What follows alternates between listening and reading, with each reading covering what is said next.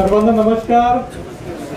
सर्वांना नमस्कार. मागे किती वाजले आता भूक लागली वाटतं सगळ्यांना. खूप काही सगळ्यांचे सत्कार झाले.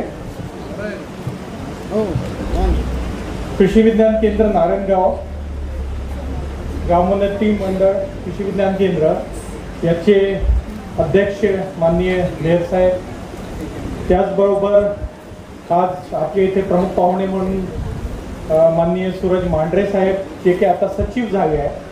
त्याचबरोबर इथे बोरकर साहेब आहे. खूप जास्त लोक आहेत, तर थोडं कमीच नाव घेणार आहे.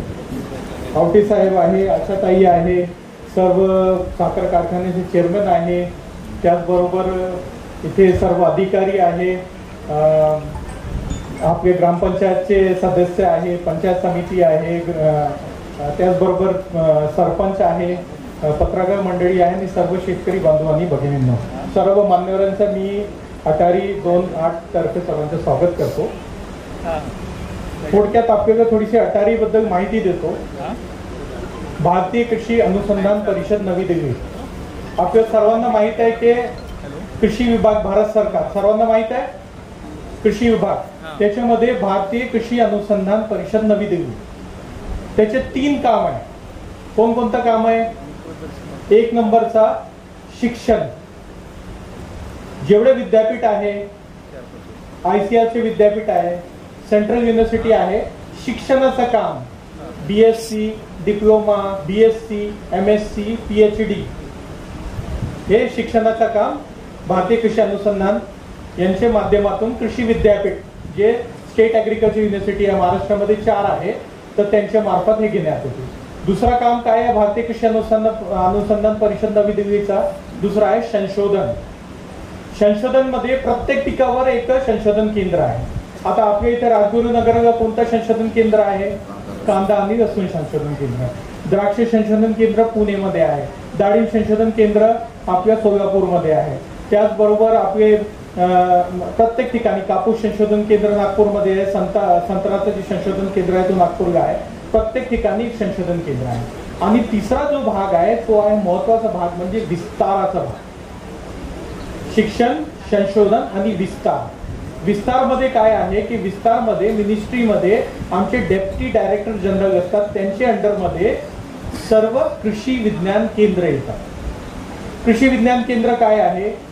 काश्मीर पासून ते कन्याकुमारी, गुजरात पासून ते मणिपूर, अंदमान निकोबार, लक्षद्वीप, लद्दाख, प्रत्येक ठिकाणी कृषी विज्ञान केंद्र आहे. म्हणजे हे कृषी विज्ञान केंद्र, जिथे जिल्हा मोठा आहे तिथे 2 कृषी विज्ञान केंद्र आणि जिल्हा छोटा आहे तिथे 1 कृषी विज्ञान केंद्र आहे. आता हे कृषी विज्ञान केंद्र आणि इथे स्टेट ॲग्रिकल्चर डिपार्टमेंटच्या कामामध्ये तुम्हाला फरक सांगतो की कृषी विज्ञान केंद्र जे आहे तो फ्रंट लाईन एक्सटेन्शन करते. फ्रंट लाईन एक्सटेन्शन म्हणजे काय आहे की रिसर्च बेस्ड एक्सटेन्शन. आता इथे तुम्ही सगळं बघा, इथे लाईव्ह डेमॉन्स्ट्रेशन आहे. कुठे ना कुठे इथे रिसर्च बेस्ड तुम्हाला जे काही आहे एक्सटेन्शन म्हणजे विस्ताराचं काम दिसते. आणि स्टेट ॲग्रिकल्चर डिपार्टमेंट जे आहे तो डायरेक्ट जे काही संशोधन झालेलं असते ते आणि स्कीम्स वगैरे ते राबवतात. आता इथे आपलं जे आज ग्लोबल जे महोत्सव आहे ते महोत्सव फार महत्वाचा आहे. याच्यामध्ये तुम्हाला एक PPP मोडवर एक हे दिसेल, पब्लिक प्रायव्हेट पार्टनरशिप मोड. आज एकदम फक्त भारतीय कृषी अनुसंधान परिषद ICAR काम करू शकत नाही, किंवा विद्यापीठ काम करू शकत नाही, किंवा आपले स्टेट ॲग्रिकल्चर डिपार्टमेंट किंवा प्रायव्हेट कंपनी असं एकटे असं काम करू शकत नाही. आपल्याला इथे कोलॅबरेशनची गरज आहे, एक दुसऱ्याची मदत पाहिजे असते. त्याच्यामध्ये आता बघा तुम्ही की इथे भारतीय कृषी अनुसंधान परिषद अंतर्गत आपले कृषी विज्ञान केंद्र आहे. त्याच्यानंतर स्टेट ॲग्रिकल्चर डिपार्टमेंटचे माननीय आयुक्त साहेब आहे. त्याच्यानंतर जिल्हा परिषद आहे. त्याच्यानंतर पंचायत समिती आहे. त्याच्यानंतर आपले ग्रामपंचायत आहे. त्याच्यानंतर आपले ॲनिमल हजबेंड्री डिपार्टमेंट आहे, गाईन डिपार्टमेंट आहे, प्रायव्हेट कंपनीज आहे. सगळे एकत्र आले तर तुम्हाला एवढं मोठा इथे प्रात्यक्षिक बघायला मिळालेलं आहे. आता अटारी झोन 8 मध्ये काय आहे? अटारी झोन 8 जो आहे त्याच्यामध्ये आम्ही 3 राज्याचं कृषी विज्ञान केंद्राचं काम बघतो. यांची सगळी पगार, यांचं मॉनिटरिंग सगळं होते. म्हणजे महाराष्ट्राचे 50 कृषी विज्ञान केंद्र, गुजरातचे 30 कृषी विज्ञान केंद्र आणि गोवाचे 2 कृषी विज्ञान केंद्र, असे 82 कृषी विज्ञान केंद्राचं मॉनिटरिंग आपल्या पुणे शिवाजीनगर ऑफिस मधून तिथून होते. आता हे KVKचं काम काय आहे? KVKचं काम पैसे देण्याचं काम नाही आहे, तुम्हाला स्पष्ट बोलतो. कारण हे जेव्हा जातात तर कृषी विभाग गेल्यानंतर कुणी शेतकरी काय विचारते, साहेब कोणती स्कीम आहे, किती पैसे देणार, डीबीटी मार्फत काय मिळणार. पण इथे कृषी विज्ञान केंद्र मार्फत आम्ही पैसे डायरेक्ट देत नाही, आम्ही पैसे कसं कमवायचा याची माहिती देतो शेतकऱ्यांना. तो माहिती कशी की एखादी संशोधन केंद्राने एखादी नवीन टेक्नॉलॉजी, एक तंत्र डेव्हलप केला तर तो कृषी विज्ञान केंद्र त्यांचे फार्मवर आणते, शेतकऱ्यांच्या शेतावर घेऊन जाते, त्याला स्वीकार्य चाचणी म्हणून पहिले टेस्ट करतात, त्याला आम्ही म्हणतो ऑन फार्म टेस्टिंग. ते स्वीकार चाचणीमध्ये रिझल्ट आल्यानंतर पॉझिटिव्ह रिझल्ट आहे तर त्याला प्रात्यक्षिक प्लॉट म्हणून आपण देतो.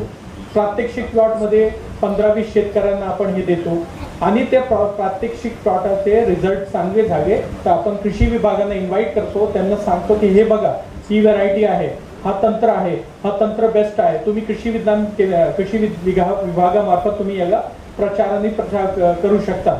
आणि परत ह्या मोठ्या प्रमाणावर देतो, त्याला आपण हॉरिझॉन्टल डिस्टिनेशन म्हणतो. अशी हे टेक्नॉलॉजीचा प्रसार आणि प्रसार होत जाते. आता भारत सरकार मार्फत आपण कृषी विज्ञान केंद्र नारायणगावला भरपूर काही प्रोजेक्ट वगैरे पण दिले आहेत. त्याच्यामध्ये आज भारत सरकारचा सर्वात महत्वाचा जे प्रकल्प आहे तो आहे नॅचरल फार्मिंगचा, नैसर्गिक शेतीचा. कृषी विभाग मार्फत पण आपण मागच्या वर्षी कृषी विज्ञान केंद्र, प्रत्येक कृषी विज्ञान केंद्राला 10 लाख रुपये दिले आहेत. त्याच्यामध्ये नैसर्गिक शेती, कारण आज तुम्ही बघा की पंजाब, हरियाणा वगैरे असे जे राज्य आहेत तिथे कॅन्सरचं प्रमाण खूप मोठ्या प्रमाणावर वाढलं आहे. तिथून एक ट्रेन जाते त्याला कॅन्सर ट्रेन म्हणतो आपण, राजस्थानला जाते. तर आज जे आहे आपल्याला नैसर्गिक किंवा ऑर्गॅनिक प्रॉडक्ट्सची खूप काही गरज आहे. त्याच्यासाठी इथे कृषी विज्ञान केंद्रामध्ये तुम्ही बघितलं असेल की इथे न्यूट्री गार्डनचा एक खूप चांगला प्रयोग एक आहे.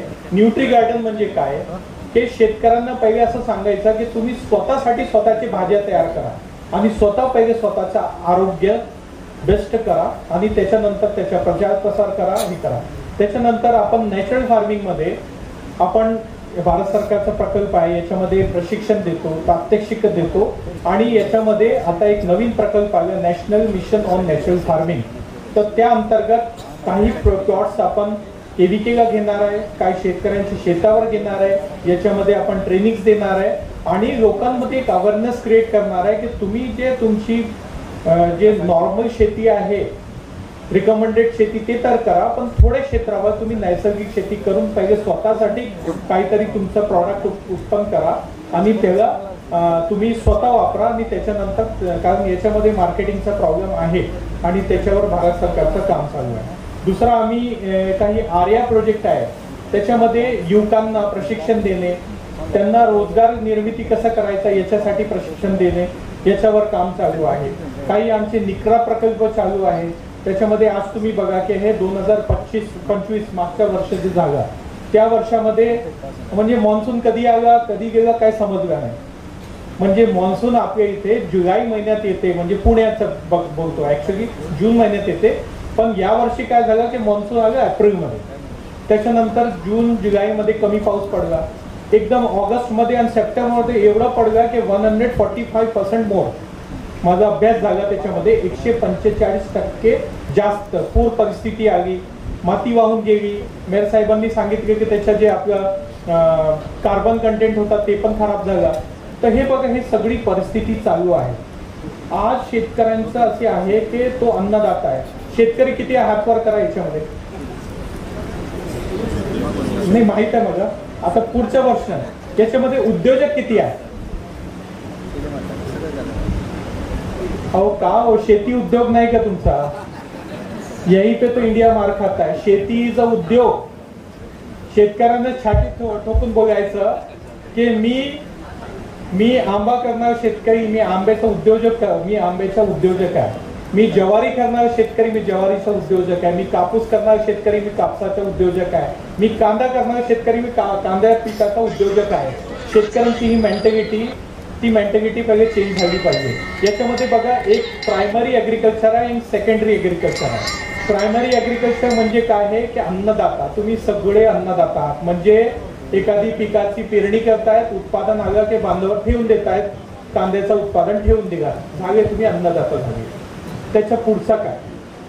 त्याच्या पुढचा म्हणजे सेकंडरी ॲग्रिकल्चर. सेकंडरी ॲग्रिकल्चर म्हणजे काय? Value addition to primary agriculture, जे की आज भारत सरकारची स्टेट डिपार्टमेंटची माननीय पंतप्रधान स्कीम जे आहे PMFME स्कीम जे आहे, ते स्कीम अंतर्गत आपण स्मॉल प्रोसेसिंग युनिट्स देतो शेतकऱ्यांना. बघा आता सेकंडरी ॲग्रिकल्चरमध्ये कसं आहे की उत्पादन झाल्यानंतर त्याच्या आपण पहिले ग्रेडिंग करतो, ग्रेडिंग नंतर त्याची पॅकिंग करतो, ब्रँडिंग करतो आणि मार्केटिंग करतो. याच्यामध्ये खूप मोठा आज आपल्याला स्कोप आहे. मार्केटिंगमध्ये आपण कमी पडतो आणि मार्केटिंग जर झालं तर याला आपण म्हणतो सेकंडरी ॲग्रिकल्चर म्हणतो. म्हणून आपल्याला सर्व शेतकऱ्यांना फक्त अन्नदाता न राहता आपल्याला उद्योजक व्हावं लागणार आहे. उद्योजक झाल्यानंतर आज मार्केटिंगचे जे प्रॉब्लेम्स आहेत ते सॉल्व्ह होऊन जातील. मी कृषी विज्ञान केंद्रामध्येच मी बारामती प्रमुख होतो. काही लोकांना माहीत असेल मी जवळपास 4 कृषी विज्ञान केंद्रामध्ये काम केलं आहे. एक गोंदियाचं तुम्हाला उदाहरण देऊन माझे संपवतो. गोंदियामध्ये तिथे शेतकरी फक्त भात पीक करतात. पाऊस आहे 1200 mm, 1500 mm, 2000 mm पर्यंत पाऊस आहे. भात पीक होते. आपल्या इथे पण भात पीक होते. भोर वेगळ्या भागामध्ये भात पीक होते. भात नंतर परत भात घेतात. म्हणजे बोरचे पाणीवर उन्हाळीमध्ये पण भात घेतं. हे काय प्रकार आहे? ठीक आहे. त्याच्यानंतर जंगलचं क्षेत्र वाढलेलं आहे. रानडुक्कर आहे, जंगली जनावर आहे, त्यांच्यापासून नुकसान होते. आणि आज तुम्ही बघा की जगामध्ये इकडे तिकडे युद्ध चालू आहे आणि त्या युद्धाचं प्रमाण भारतावर होते. कशासाठी होते? की तेल वर्गीय आपल्याला जे सूर्यफूलचा तेल आपल्याला युक्रेन मधून येत होता ते कमी झाला. कडधान्य आणि गडीत धान्याचा याचा अतुताळा आहे. त्यामुळे भारत सरकारची स्कीम्स आहे, पल्सेसची स्कीम्स आहे, ऑलसीडची स्कीम आहे. तर तिथे आम्ही काय केलं की तुम्हाला ते प्रायमरी आणि ॲग्रिकल्चरचा एक उदाहरण देतो, संपवतो. प्रायमरी ॲग्रिकल्चर म्हणजे शेतकरी भात पीक करत होते. भात पिकानंतर ते माझ्याकडे आले की सर आम्हाला भात नंतर त्यांचा हिशोब लावला. तर तुम्हाला सांगतो मी त्यांना हिशोब त्यांचे जे कॅल्क्युलेशन नुसार केलं. 1 एकरमध्ये त्यांचा प्रॉफिट किती झाला शेतकऱ्याचा? 5,000 रुपये. 5 लाख भात पिकायला 5,000 रुपये फक्त त्यांचा हे झाला. तर त्यांना आम्ही काय केलं की क्रॉप डायव्हर्सिफिकेशन मध्ये आम्ही चेंज केलं. भात पिकानंतर आपण करडीचं पीक इंट्रोड्यूस केलं. करडी पिकामध्ये रानडुक्कर पासून जंगली जनावर पासून त्यांना संरक्षण मिळालं. त्याच्यानंतर KVK मार्फत काही ऑइल मिलचे आपण हे दिले त्यांना. काही SHGs तयार केले. तिथे हळद पीक दिले आणि हळद पिकाला गोंदियामधून आपण दुबईला पाठवले. तेल पिकामध्ये आपण करडीचं तेल तयार करून शेतकऱ्यांना दिले. तर जे शेतकऱ्यांना 5,000 10,000 रुपये प्रॉफिट मिळत होते आज तो शेतकऱ्यांना जवळपास 30,000 ते 40,000 रुपये एकर नेट प्रॉफिट मिळते. तर असा हे प्रकारचा क्रॉप डायव्हर्सिफिकेशन, व्हॅल्यू ॲडिशन आणि तुमचा सेकंडरी ॲग्रिकल्चर हा फार महत्त्वाचा आहे. KVK नारायणगाव खूप छान काम करते. मागचे 10-11 वर्षापासून मी बघतो की एक बेस्ट त्यांनी लाईव्ह डेमॉन्स्ट्रेशन केलेलं आहे. आणि सर्व शेतकरी फक्त पुणे जिल्ह्याचा नाही तर इतर जिल्ह्याच्या शेतकऱ्यांनी पण सर्व याचा लाईव्ह डेमॉन्स्ट्रेशनचा फायदा घ्यावा आणि त्यांची शेतीमध्ये अवलंबून करावा. मला इथे आयोजकांनी बोलण्याची संधी दिली त्याबद्दल मी सर्वांचा आभारी आहे. जय हिंद, जय महाराष्ट्र. धन्यवाद. धन्यवाद सर.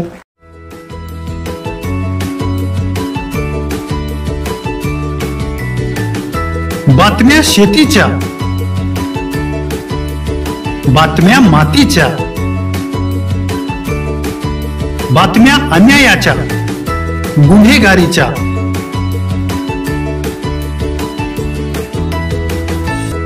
राजकारणाच्या आणि समाजकारणाच्या,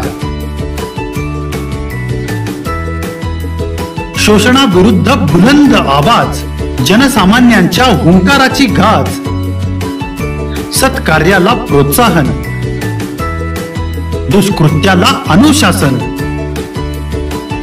निर्भीड, निस्पृह, सडेतोड, बेधडक आणि रोखटोक म्हणजेच विघ्नहर टाइम्स. शोध बातमीचा, ध्यास सत्याचा. आपलं चॅनल, आपली बातमी. सबस्क्राईब तर कराच, पण बेल आयकॉनवर क्लिक करायलाही विसरू नका.